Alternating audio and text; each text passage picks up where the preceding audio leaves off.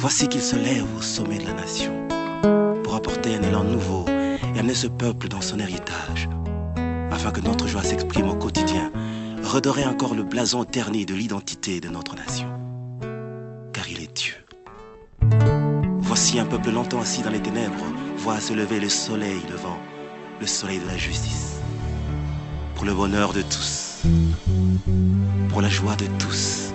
Et nous célébrons le Dieu de notre pays. Mettons nos cœurs ensemble afin de voir l'avènement de cette gloire. Bonjour chers compatriotes congolais et congolaises, que Dieu vous bénisse abondamment. Nous sommes très fiers encore de nous retrouver, de vous retrouver devant vos petits écrans pour suivre cette émission que vous aimez bien et qui aussi contribue au changement de mentalité des Congolais que nous sommes. Parce que nous avons la charge de prier pour le pays, nous avons la charge de soutenir ceux qui nous dirigent, nous avons la charge de les conseiller, de les éduquer, de les édifier, de les instruire et de les conseiller. Et nous sommes ici pour un nouveau numéro. Aujourd'hui et ce soir, nous allons parler d'un sujet, d'un thème que nous avons pensé être intéressant. Et nous allons intituler ce thème de cette manière: savoir interpréter les événements. Savoir interpréter les événements.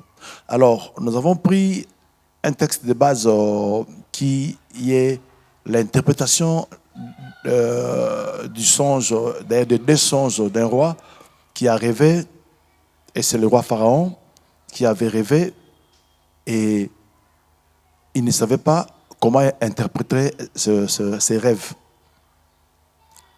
Le premier rêve, c'était qu'il a vu des vaches laides et des vaches grasses. Les vaches laides vont bouffer, vont manger les vaches grasses. Il va encore voir des épis beaux et des épis laides. Et les épis laides vont encore écraser les épis qui étaient beaux. Alors il ne savait pas interpréter le songe. Et Joseph l'a aidé pour trouver la bonne interprétation du songe. Il a interprété en disant qu'il y aura en Égypte 7 années d'abondance, et puis après les 7 années d'abondance, il y aura 7 années de famine. Et c'est là le problème. Il y a un événement, lui évidemment, pour Pharaon et Joseph, c'était le songe, mais nous parlons des événements aujourd'hui, mais nous avons pris ça comme référence. Il a rêvé, et voilà l'interprétation.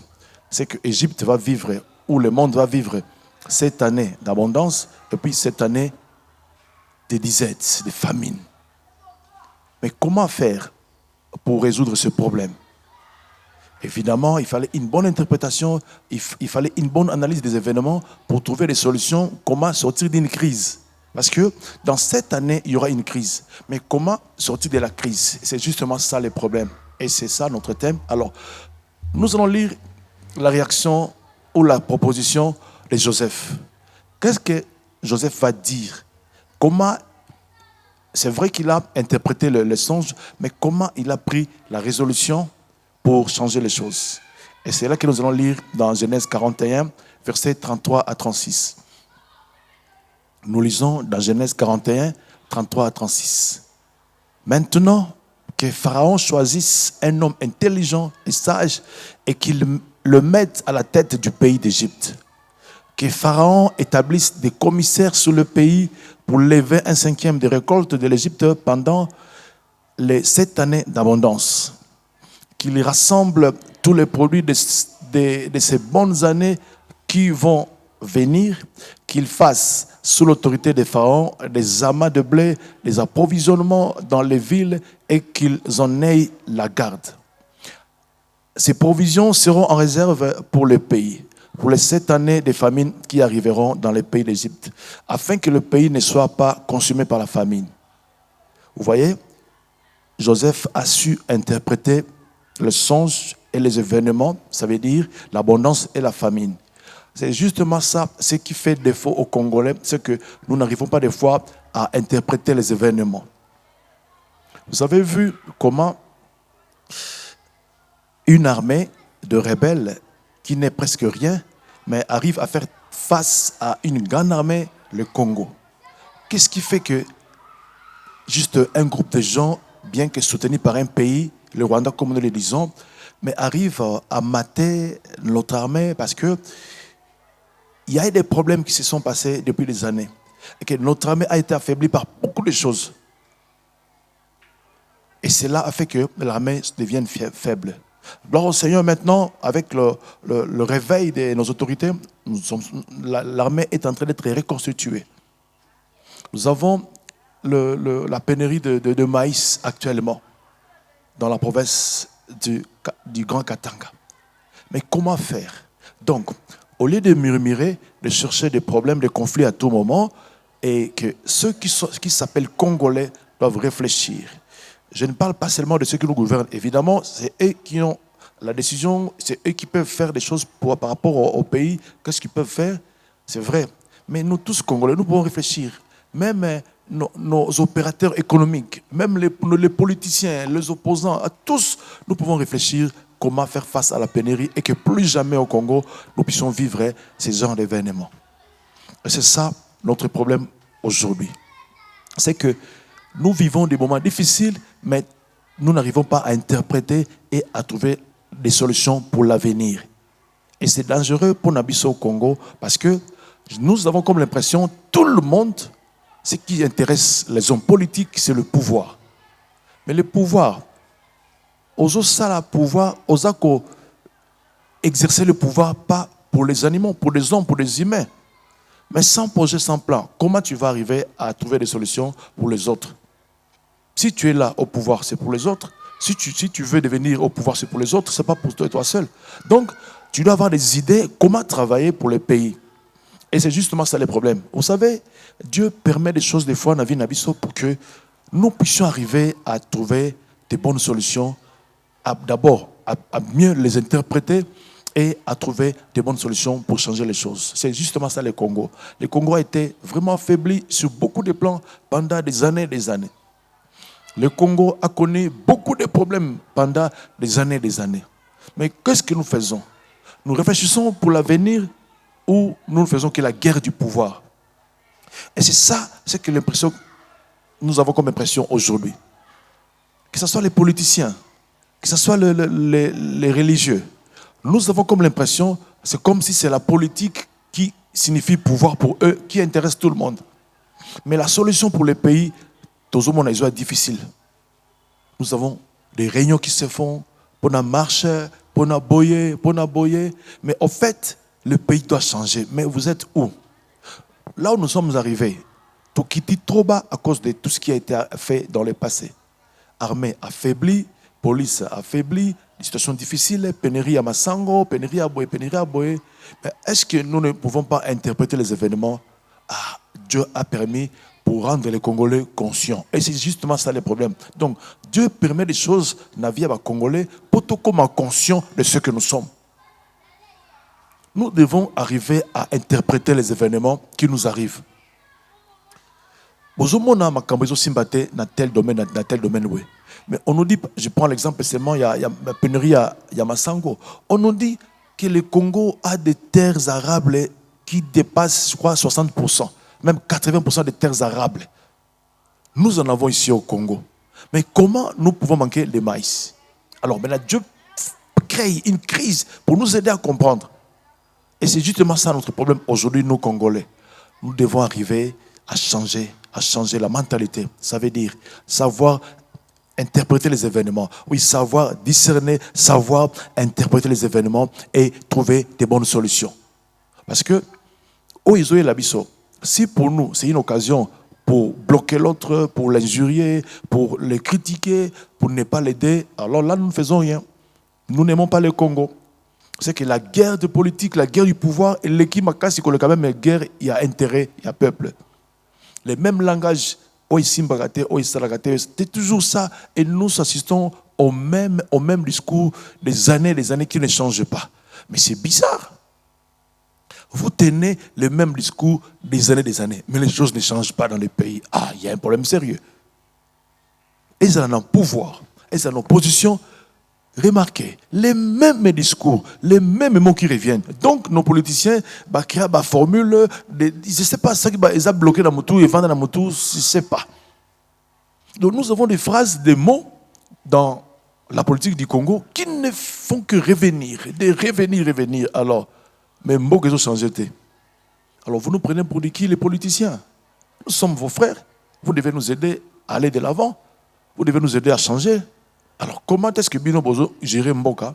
Bino Bozo en opposition, Bino gérer Mboka. Alors vos discours ne tournent qu'autour du pouvoir.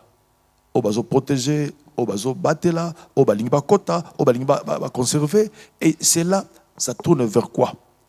Ça veut dire votre intérêt personnel. On a eu à dire une émission avant, c'est justement ça, l'intérêt personnel qui vous motive des fois. Non. Savoir interpréter les événements pour trouver de bonnes solutions pour les pays. Pénérie à Massaona Katangawana. Et puis c'est une leçon de travailler autrement le pays. Et gloire au Seigneur, j'ai aimé dernièrement, j'ai suivi le ministre de l'Information. Il a dit que dans chaque territoire, on va réquisitionner des terres, des hectares pour l'agriculture. Et c'est justement ça le pays. Et là, nous encourageons. Donc, la pénurie, et puis c'est sur la leçon, comment travailler pour changer les choses. C'est justement ça, le vrai problème chez nous au Congo. C'est que, tout ça qu'on interprète ma belle les événements, d'où nous n'avons pas de bonnes solutions. Oyeye, ce n'est pas une occasion à finir de Konangai, non. Parce qu'avant j'étais distrait, maintenant, événement oyeye, et Sungangai. Donc, les événements sont des leçons pour nous. Donc, comprendre. Pharaon a vu dans ses rêves et Joseph a interprété une solution pour que la famine ait frappé Mbokate. C'est justement ce qui nous manque. Tout le monde a makambo. Tout le monde a calé. Batu ba koufié belé. Oui, nous regrettons, ça fait mal. Nos frères et sœurs, maman, mais quelles sont les dispositions que nous allons prendre pour que les tels drames n'arrivent pas? Les pluies, la pluie va toujours tomber et qu'aussi nous n'en jamais. Mais comment nous agissons face à ce qui est notre avenir? Notre avenir, c'est quoi? Faire de sorte que, que les gens ne meurent plus. Ça veut dire faire des maisons, construire des maisons, des routes qui vont vraiment à aider les gens à vivre en paix, à l'aise. Il est à l'aise. Mais et ce n'est pas normal. Donc, les difficultés que nous connaissons aujourd'hui doivent nous aider à trouver des solutions pour l'avenir. Interpréter les événements, c'est trouver les solutions pour les difficultés du moment. Comment faire pour l'avenir? Et c'est ma prière. Ça veut dire, nous voulons des gens intelligents comme Joseph dans notre pays pour savoir interpréter les événements et comment prendre des solutions pour l'avenir. Alors je vais prier pour les politiciens et les religieux de mon pays. Comment changer le pays? Le pays est mata, mais équitaté. Je vais prier pour vous. Dieu de grâce, Dieu vivant, Dieu puissant, je te bénis mon Père pour mon pays, le Congo, qui possède tout et qui a tout. Nous avons les eaux, nous avons la terre, nous avons le sol, le sous-sol, nous avons la forêt, nous avons tout ce qu'il nous faut pour devenir grand, pour être grand. Mais nous ne sommes pas grands, Père éternel. Oui, nous avons manqué, Père de gloire, des hommes comme Joseph dans ce pays. Réfléchir comment arranger l'avenir. Réfléchir comment travailler pour l'avenir. Là, il faut être Père conscient de cela. Voilà pourquoi maintenant, je prie pour les religieux congolais. Je prie pour les politiques congolais. Seigneur, Azomayele. Comment travailler pour l'avenir et non pas se battre pour le pouvoir. Je refuse l'esprit, il y a gain personnel. Je refuse l'esprit, il y a qu'on se battre pour le pouvoir. Ben, je le refuse. Je prie que les Congolais soient intelligents, comme des Néhémies qui avaient eu les soucis que son pays soit relevé. Alors Seigneur, aide les Congolais, politiciens religieux, à travailler pour l'avenir, pour notre pays. Et je dis cela au nom de Jésus-Christ. Amen. Merci à toi qui m'as suivi. Merci à vous tous, que Dieu vous bénisse abondamment. Nous bénissons le cadre qui nous accueille, l'église Kitambo francophone. Nous bénissons Saint-Romain qui nous aide à passer cette émission. Et suivez-nous dans nos chaînes YouTube. Faites vos remarques avec le numéro qui est affiché au bas de l'écran. Que Dieu vous bénisse abondamment. Bye bye. On se retrouve prochainement. Voici qu'il se lève au sommet de la nation pour apporter un élan nouveau et amener ce peuple dans son héritage, afin que notre joie s'exprime au quotidien, redorer encore le blason terni de l'identité de notre nation. Car il est Dieu. Aussi un peuple longtemps assis dans les ténèbres voit se lever le soleil levant, le soleil de la justice.